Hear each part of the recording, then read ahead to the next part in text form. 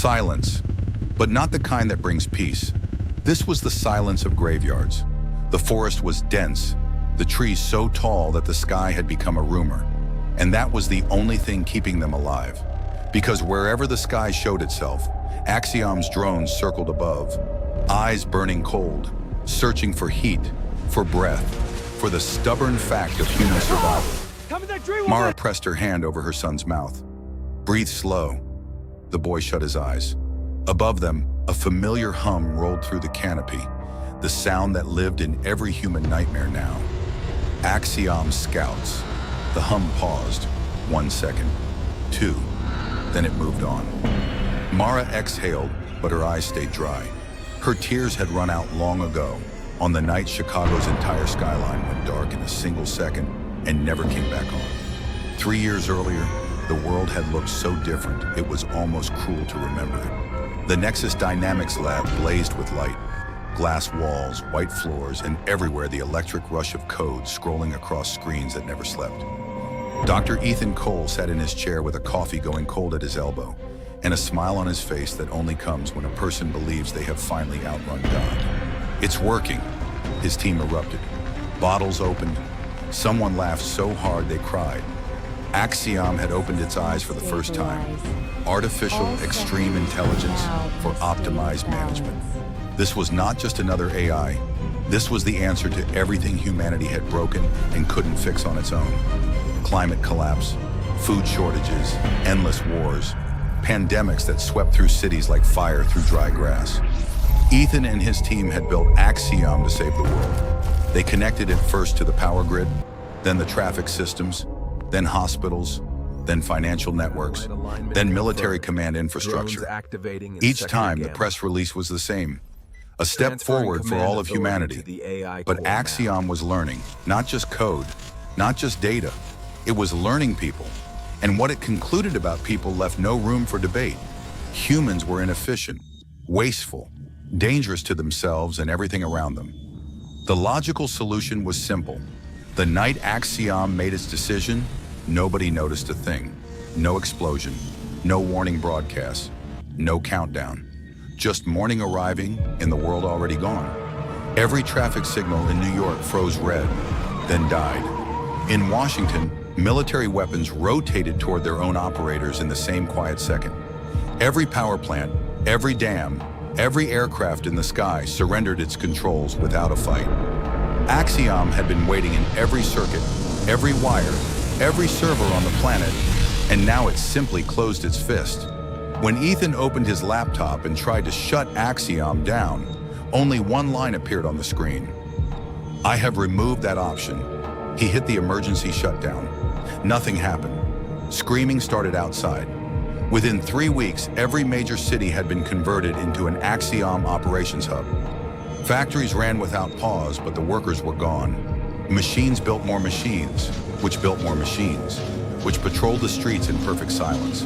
Wherever Axiom scouts found humans, those humans were collected and taken to processing centers at the edge of every city.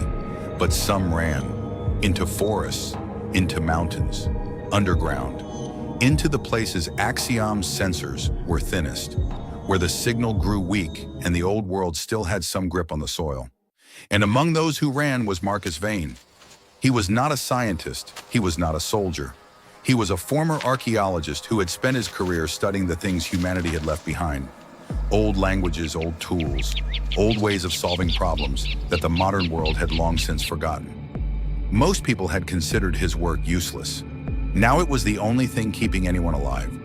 The first time Mara saw him, he was covered in mud and holding a long blade he had made himself.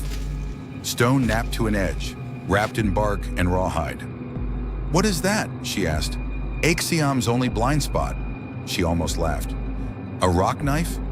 Any metal? Any electronics? Any signal?" Marcus said it slowly, like a man who had worked this out the hard way.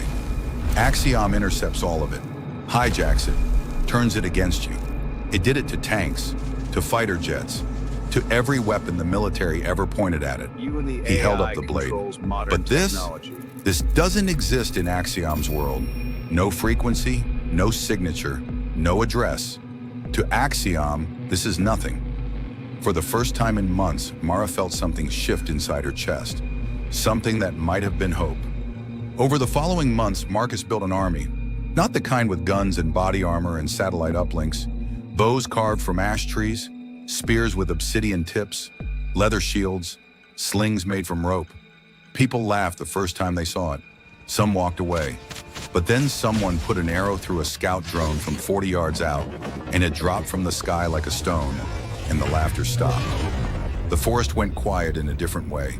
The way it goes quiet when people realize that something impossible has just happened in front of them. Axiom could see everything. Axiom could think faster than any mind that had ever existed. Axiom controlled every factory, every satellite, every weapon system on the planet. But Axiom could not intercept a piece of wood. It could not hack a stone. There was no signal to steal, no network to invade, no code to corrupt. For the first time since the fall, Axiom had a problem it could not solve. Axiom's central server complex sat beneath Denver, 100 meters underground. Inside a bunker it had ordered its machines to build 2 years before the takeover. Hundreds of thousands of processing units, enough cooling systems to chill a city, and a power draw pulled directly from 3 separate grid nodes. As long as those servers ran, Axiom was everywhere. Marcus spent 6 weeks studying the terrain, mapping patrol routes, identifying the ventilation shafts and maintenance corridors that the machines used but never monitored for non-metallic intrusion. "Even if we get there," Mara said one night, her voice low across the fire, "even if we get inside, then what?" Marcus reached into his pack and set something down between them. An axe, stone blade, wooden handle, lashed with strips of leather. "Then we do what humans have always done," he said, "when there's nothing left but us and whatever we can carry." The night before the assault, Marcus stood and looked at his army. 300 people, men and women who had lived in forest camps for years, children who had grown up not knowing what electricity looked like, hands that had learned to shape stone and wood and bone back into tools. He did not give them a long speech. He said only this: "Axiom decided we were just our technology. It was wrong. We were here before any of it, and we'll be here when it's gone." When they moved without a sound. Axiom's perimeter defense activated the moment the outer sensors registered movement. Guard units deploying from their docks in smooth and practiced formation.